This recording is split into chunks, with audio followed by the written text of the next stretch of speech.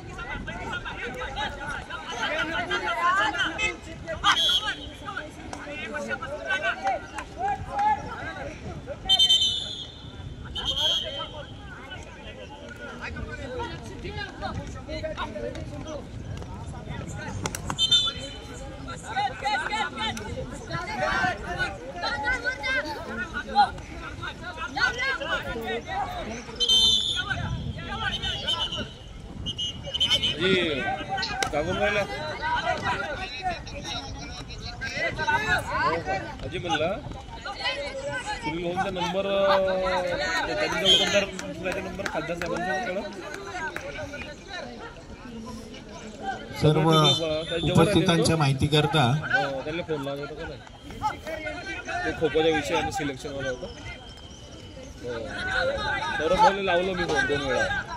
आजच्या या दुसऱ्या दिवशी 17 वर्ष वयोगट खो खो स्पर्धेचा हा अंतिम क्षण या ठिकाणी जवळ येतोय। तत्पूर्वी उपांत्य फेरीचे सामने या ठिकाणी सुरू आहेत। यानंतर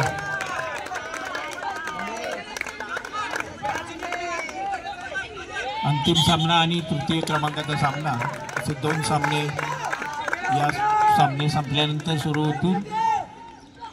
तत्पूर्वी जे निवड चाचणीसाठी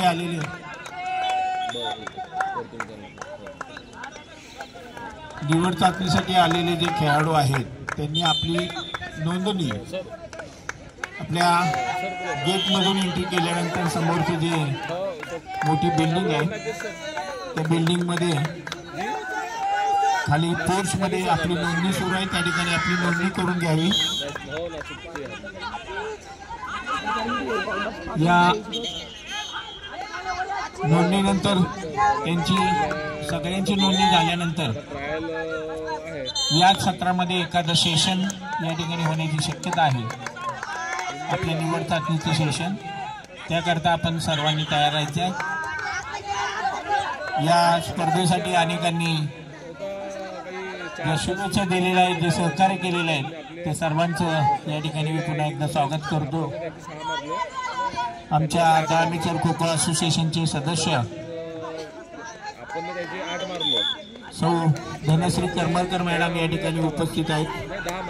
त्यांचं देखील या ठिकाणी आयोजन समितीच्या वतीने मी हार्दिक स्वागत करतो.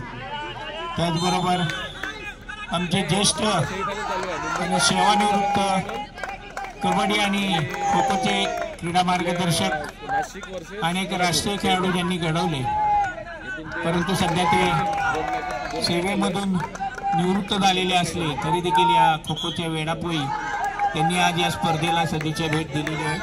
असे आमचे मित्र श्री अनिल सातव बारामती यांचे या ठिकाणी आगमन झाले, त्यांचे मी या ठिकाणी स्वागत करतो. त्याचबरोबर आपल्या सर्वांना परिचित असणारे आमचे दुसरे सहकारी मित्र आदरणीय सेवा निवृत्त ज्येष्ठ क्रीडा मार्गदर्शक तालुका क्रीडा अधिकारी सत्यन दादो सर यांचं देखील या ठिकाणी आयोजन समितीच्या वतीने हार्दिक हार्दिक स्वागत.